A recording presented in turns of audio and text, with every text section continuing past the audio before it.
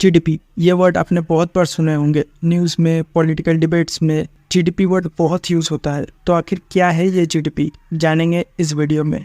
GDP का full form है gross domestic product, मतलब एक देश विद इन ए ईयर अपने पॉलिटिकल बाउंड्री में कितना गुड्स एंड सर्विस प्रोड्यूस करता है।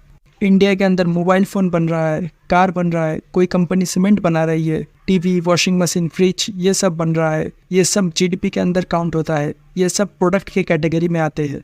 और सर्विस के कैटेगरी में आते हैं transportation, hotel business, education industry, job etcetera.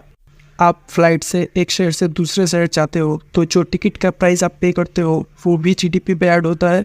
और स्कूल, कॉलेज, ये सब का जो फीस आप पे करते हो वो भी जीडीपी पे ऐड होता है। जीडीपी ईयरली या क्वार्टरली दोनों तरीके से निकाला जाता है।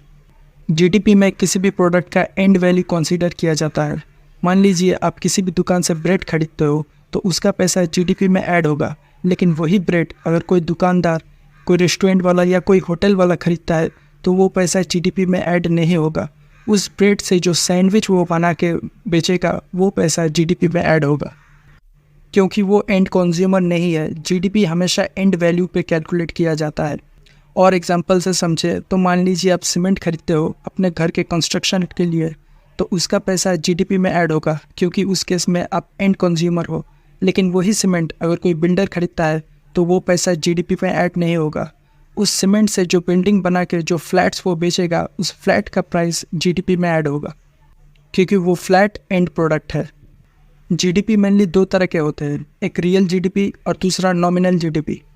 अगर देश में प्रोडक्शन बढ़ने की वजह से जीडीपी में इंक्रीज़ हुआ तो उसे हम रियल जीडीपी कहते हैं। और अगर प्राइस बढ़ने की वजह से जीडीपी में इंक्रीज़ हुआ तो उसे नॉमिनल जीडीपी कहते हैं। दुनिया के टॉप हाईएस्ट जीडीपी कंट्रीज़ के लिस्ट में नंबर 1 पे आता है यूएसए, नंबर 2 पे चाइना, नंबर 3 पे जापान, 4 पे जर्मनी और नंबर 5 पे इंडिया। यूएसए एंड चाइना, इन दोनों देशों का जीडीपी सबसे ज़्यादा है। चाइना का अराउंड $19 ट्रिलियन एंड यूएसए का $26 ट्रिलियन।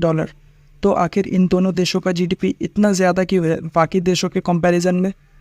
और स्पेशली बात करें तो यूएसए का $26 ट्रिलियन। यूएसए दुनिया का सबसे पावरफुल कंट्री है और यूएसए का करेंसी भी वर्ल्ड्स लीडिंग करेंसी है।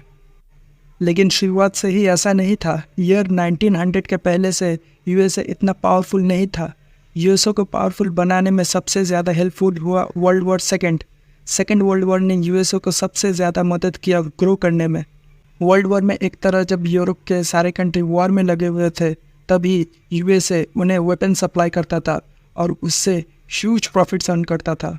और वर्ल्ड वॉर की वजह से जहाँ यूरोप में सारे इंडस्ट्री बंद होते थे, वहीं यूएसए में वो इंडस्ट्रीज़ ग्रो करते थे, नए नए इंडस्ट्रीज़ बनते थे।